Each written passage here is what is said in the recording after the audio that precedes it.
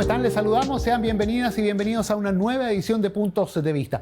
La Sala de la Cámara de Diputadas y Diputados se encuentra analizando un proyecto que establece una inhabilidad de hasta 15 años para aquellas personas que sean condenadas por los tribunales. Respecto a este tema, conversamos con los diputados Marcos Silavaca y Miguel Ángel Calixto. Antes, obviamente, de entrar en ese diálogo, revisaremos todos los antecedentes del proyecto en la siguiente nota. La Sala de la Cámara analiza una reforma constitucional que establece la inhabilidad de acceso y causal de cesación en cargos públicos para quienes hayan cometido delitos contra la probidad. En su idea matriz, la norma configura una regla que tipifique la causal de inhabilidad para la adscripción a un cargo o función pública y de cesación en el ejercicio de funciones públicas. Lo anterior respecto de condenados por delitos que atenten contra la probidad administrativa, en sus distintas proyecciones, en el ámbito de imparcialidad en el ejercicio de la función pública, así como aquellos que afectan los aspectos patrimoniales de la función. El texto establece que las personas condenadas por sentencia firme respecto de los delitos de malversación de caudales públicos, fraude al fisco y cohecho estarán inhabilitados por 15 años para postular o desempeñar un cargo o función pública, aunque dicho cargo sea de elección popular. Así, cesará en el cargo el funcionario que se encuentre en ejercicio de su función, desde que se certifique que la sentencia condenatoria en su contra se encuentra ejecutoriada. Bueno, teníamos ahí los principales antecedentes de este proyecto y vamos a conversar acerca de esta iniciativa con su autor, el diputado Marcos Silavaca, quien gentilmente nos acompaña. Diputado, gracias por estar junto a nosotros en esta edición de Puntos de Vista. Muchas gracias por la invitación y sobre todo para hablar de un tema que hoy día es preocupante, no solamente en nuestro país, sino que en todo el mundo, y que dice relación con un verdadero cáncer que ha estado carcomiendo la fase de la institucionalidad en el mundo y también en Chile. Efectivamente, la probidad es una de las preocupaciones centrales, no solo del país, sino que diría de toda democracia en general.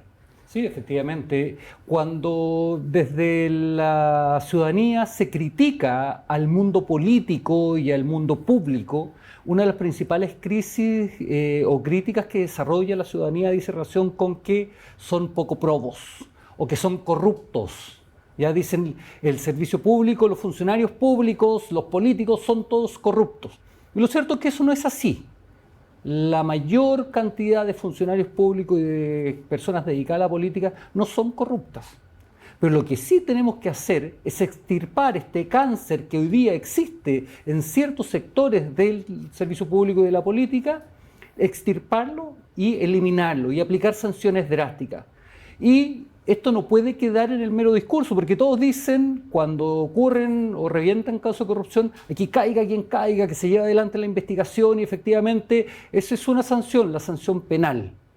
Pero quedaba abierta una norma, y que fue la idea que me motivó a llevar adelante esto, de cómo somos capaces de quitar, incluso siendo una autoridad electa, esa condición a una persona que ha sido condenada por un delito de corrupción.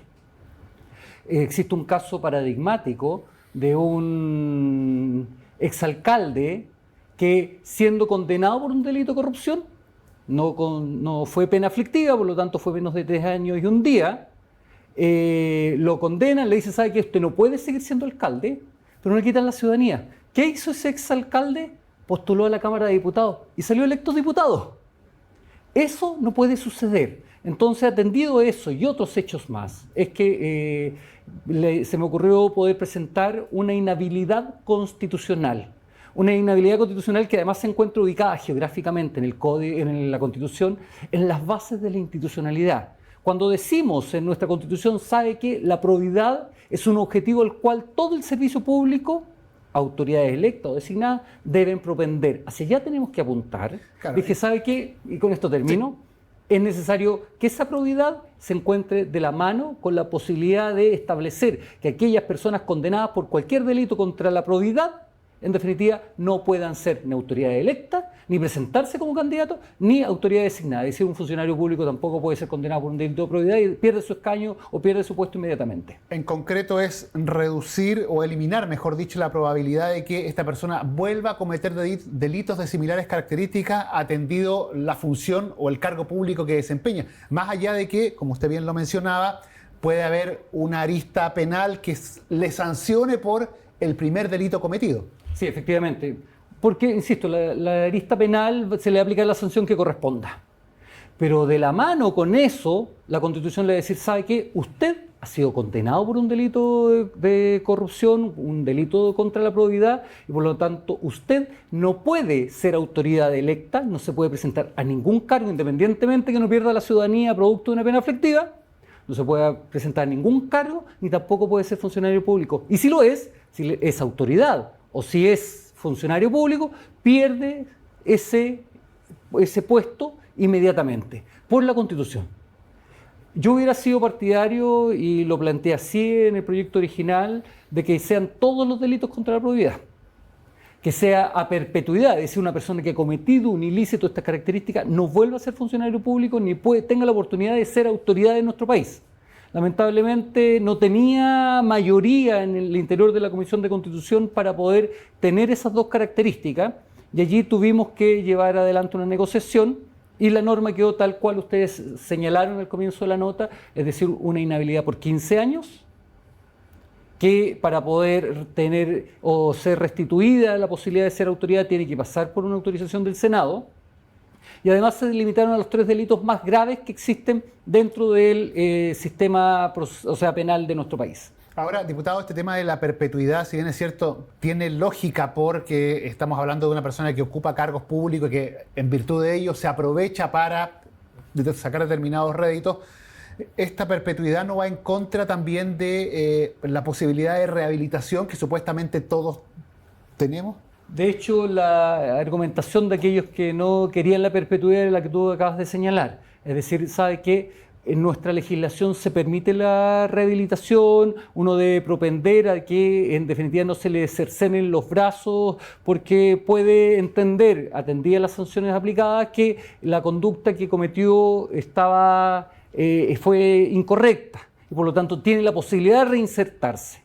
Entonces, por eso acotamos el plazo a 15 años. Te insisto, yo soy de aquellos que creía que la perpetuidad era la sanción. Ante cualquier delito de falta de la probidad, corrupción, no se podía seguir siendo autoridad ni ser funcionario público, pero me interesa más allá de la cantidad de años de sanción que la norma vea la luz. Y si con eso obtenía los votos suficientes como para poder que esta norma avance, claramente cedimos ante esa solicitud y llegamos a un acuerdo respecto al plazo. ¿Y ese plazo le satisface? 15 años, considerando que lo conversábamos recién, se dio hace algunos años atrás una situación con una persona que logró ser electa al Parlamento, pero claro, había pasado 1 año y medio, 2 años desde la condena. Acá estamos hablando de 15. ¿Lo deja satisfechos? Mira, es un avance. Es un avance y por lo tanto estoy satisfecho, porque hoy día vamos a reconocer a través de una norma constitucional que efectivamente la corrupción no va a tener cabida en nuestro país. Y a mí lo que me interesa es que allí donde ponemos el discurso, cuando decimos, ¿sabe qué? La corrupción es un cáncer y todo el mundo y en los puntos de prensa, en el debate, dice, no, si la corrupción hay que atacarla, hay que combatirla, el caso Hermosilla, la señora Vivanco, el caso Convenio, el caso de Ponce Lerú, etcétera, etcétera, las clases de ética de cierto empresario, todos esos hechos son absolutamente condenables, repudiables. Y es necesario poner la acción donde uno pone la palabra. Y en este sentido, el poder traducir esto en una norma constitucional que ataca ese tema, me parece que ya es un tremendo avance y espero que cuando se vote por amplia mayoría en este Congreso Nacional. Nos estamos quedando solo en los discursos y si es así, ¿por qué? ¿Habría intereses quizá de no avanzar en algo respecto de lo que se habla mucho? Mira, yo creo que efectivamente en muchos temas se habla mucho, se entrega mucho discurso y se genera poca acción. Y nos ha tocado vivirlo en varios temas, por darte algún ejemplo. Nosotros iniciamos en el periodo pasado la ley de delito económico, que buscaba una sanción drástica a los delitos de cuello y corbata. Y nos costó sacar esa norma y trabas. Entonces todos decían, no, si los delitos económicos, aquí existe una justicia de dos clases, la gente más humilde y los poderosos, y a los poderosos palmadita en la espalda y clase ética. Finalmente logramos sacar después de años de tramitación eso. Cuando hablamos, por ejemplo, hoy día de que después de condenado un reo, parece que existe chip libre al interior de las cárceles y no existe nadie que se encargue de eso y solamente una autoridad administrativa, con las libertades condicionales, con el otorgamiento de diversos beneficios, y allí presentamos un proyecto de ley que busca la generación de un tribunal de ejecución de pena y todos dicen, ¿sabe qué?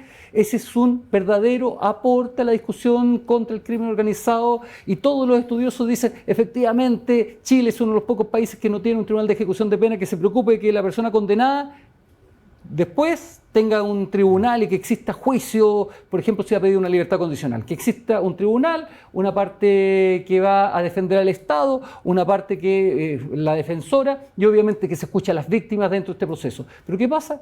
Todavía está durmiendo en el Senado, entonces al final mucha palabra y poco concreto. Y espero que en este proyecto en particular, que efectivamente es un avance en materia de corrupción, se logre sacar y se logre aprobar rápidamente. Y esperemos que así sea, por lo menos a la luz de lo que hemos visto en el debate, en las intervenciones respecto a lo que parecería un apoyo mayoritario de esta normativa. Diputado Marcos Gil-Lavaca, le agradecemos haber conversado hoy con nosotros aquí en Puntos de Vista. Muchas gracias por la invitación y espero estar en otra oportunidad hablando de otros temas. La continuidad, o mejor dicho, la contingencia, la revisamos aquí semana a semana en Puntos de Vista. Siga con nosotros, ya seguimos conversando acerca de este tema.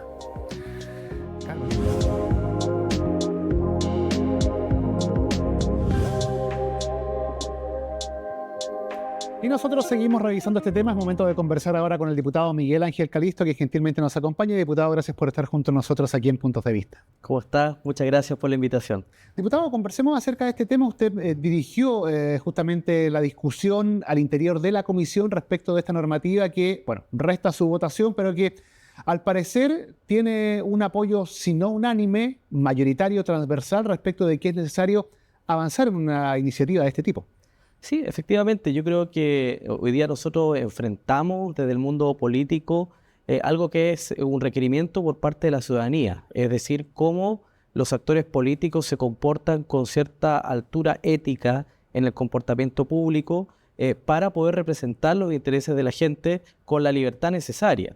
Y en ese contexto yo creo que se han ido dando pasos a lo largo de la historia para aumentar los niveles de probidad y transparencia. Desde el año 99 que Chile comienza un proceso de legislación para garantizar mayor transparencia. Luego el 2015 se profundiza con alguna reforma, anteriormente también el 2005. El 2015 recuerde que se plantea el tema de la exigencia de que todos los actores políticos, públicos, que ejercen función pública y sobre todo los que son electos democráticamente para una función, tienen que hacer declaración de intereses y patrimonio, que de alguna manera hay un mecanismo de seguimiento para evitar delitos de enriquecimiento ilícito, en fin.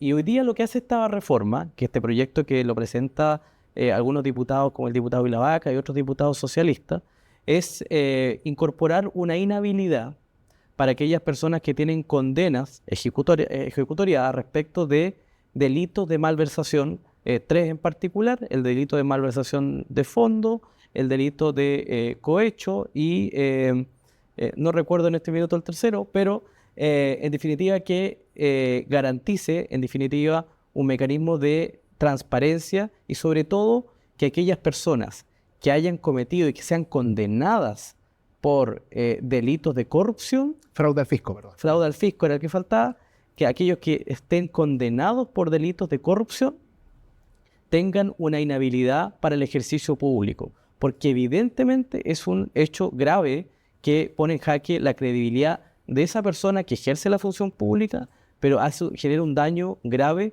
para toda la institución pública a la cual representa, pero también para la credibilidad política. Y en ese sentido termina, como decimos siempre coloquialmente, cuando un político, cuando una autoridad pública está sancionada, cuestionada, investigada, en este caso condenada, la gente no hace distinción. La gente dice, todos los políticos. Entonces, creo que es importante sanciones ejemplificadoras para poder evitar este tipo de delitos en la función pública con los recursos del Estado. Y esto está yo sé que son temas completamente distintos, pero ¿está en línea o lo podríamos equiparar, por ejemplo, con lo que ocurre con las acusaciones constitucionales? Porque allí no solo hay una sanción de sacar a una persona de su cargo, pero también va aparejado con una inhabilidad, por ejemplo, en este caso de 5 años para ejercer cargos públicos. En este caso, este proyecto, por un lado es la arista penal, la sanción que se le da a una persona por cometer el delito, y que ahora va aparejado con una inhabilidad que no existía. Sí. Bueno, hay una relación, pero son efectivamente, como usted señala, dos cosas distintas. En primer lugar, estamos hablando de una condena producto de un delito cometido por una persona que, ejerciendo un cargo público, digamos, incumple uno de estos delitos que mencionábamos recién.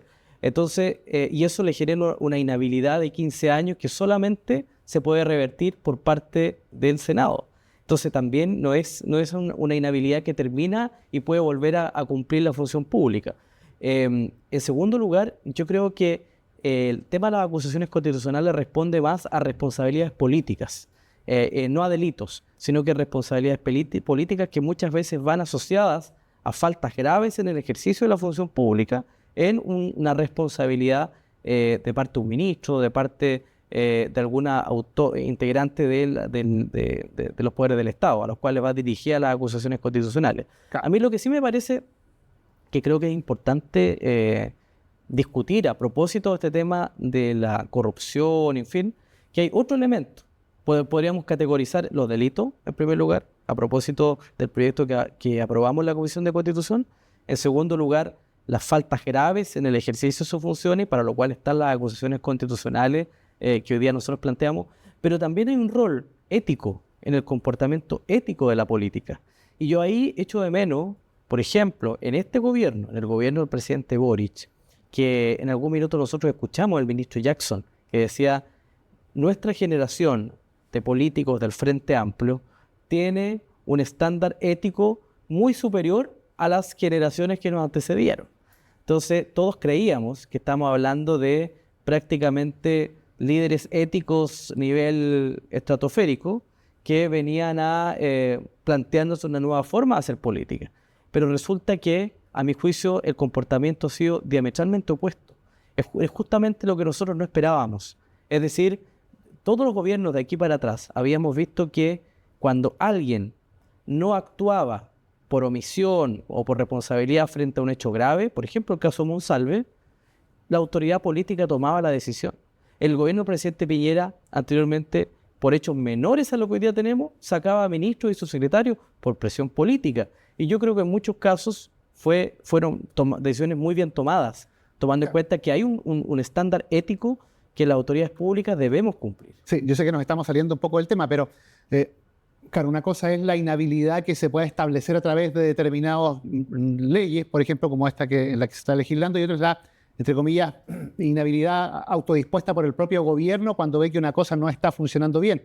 Allí, a su entender, respecto justamente de este último punto, ¿qué es lo que pasa? ¿Por qué eso no se da? ¿Por inexperiencia? ¿Por tosudez?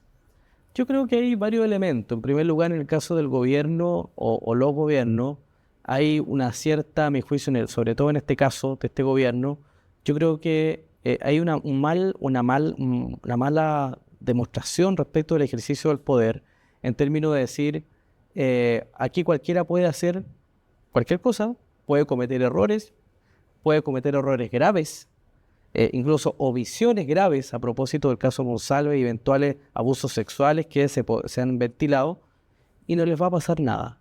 Es más, no nos enteramos por el gobierno, nos enteramos por la prensa. Entonces, a mí me parece grave ese precedente, porque mañana cualquier gobierno, acá los gobiernos son transitorios, y yo ahí veo una cierta arrogancia en el ejercicio del poder, y me parece que es un precedente peligroso para los futuros gobiernos, porque nosotros no podemos acostumbrarnos a que en un gobierno, cualquiera sea, de izquierda o derecha, la autoridad política abuse del poder, esconda hechos y no les pase nada. Yo creo que acá hay que tomar decisiones a propósito de la situación contingente que tenemos, porque de alguna manera marca el estándar ético del ejercicio del poder. Y por eso le hacía esta referencia de que hoy día nosotros tenemos muy claro y regulado respecto a aquellos que tienen condenas en materia de fraude al fisco, de cohecho, en fin, y con esta inhabilidad de 15 años, pero además con aquellos que tienen condena, tenemos las acusaciones constitucionales como herramientas de fiscalización para aquellos que cometen hechos graves en el ejercicio de sus funciones, más bien no delitos, sino que errores, omisiones, en fin, en el ejercicio de sus cargos, a propósito de las acusaciones constitucionales a ministros del gobierno y también del Poder Judicial. Y en este caso el otro estándar, que es ético, que también yo creo que cuenta, no tenemos un elemento cómo sancionarlo, pero creo que la ciudadanía está muy atenta a ese punto particularmente. Sí, volviendo y rápidamente, porque nos está pidiendo el tiempo, diputado, al tema del proyecto en trámite. 15 años finalmente es la inhabilidad. Los autores del proyecto no quedaron conformes con aquello, dicen que la inhabilidad debió haber sido perpetua. ¿Era demasiado perpetua? Yo creo que sí, yo creo que entendiendo de que son delitos que son reprochables, también hay que entender de que muchas autoridades a veces en el ejercicio de sus funciones no son los responsables directos de ciertos delitos que de alguna manera cometen porque o por omisión o porque participaron o porque muchas veces porque no tenían mucho conocimiento de la administración pública. Pasa mucho con los alcaldes, que hay muchos alcaldes que son cuestionados por malversación de fondos, por cohecho, por fraude al fisco. Claro, que firman el papel y resulta que después se ven investigados por la fiscalía y claro, son responsables y son condenados por esos delitos. Pero si usted empieza a escarbar, no necesariamente ese alcalde se enriqueció o recolectó la plata, sino que incluso mandos intermedios fueron los que tomaron la decisión. Entonces yo creo que la sanción va.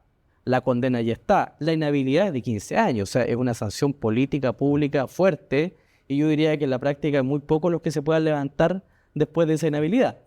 Pero también no es para siempre, entendiendo de que hay distintos casos, y por eso que el Senado queda como una especie de tribunal para poder determinar si es que se le levanta esta inhabilidad después de 15 años. Perfecto, diputado Miguel Ángel Calisto, le agradecemos haber conversado hoy con nosotros aquí en Puntos de Vista. Muchas gracias a ustedes por la invitación. Gracias, diputado. La conversación, el diálogo, los temas de contingencia, lo que discute y analiza semana a semana la Cámara de Diputadas y Diputados, lo revisamos aquí en Puntos de Vista. Sigue en compañía de Cámara de Diputadas y Diputados Televisión.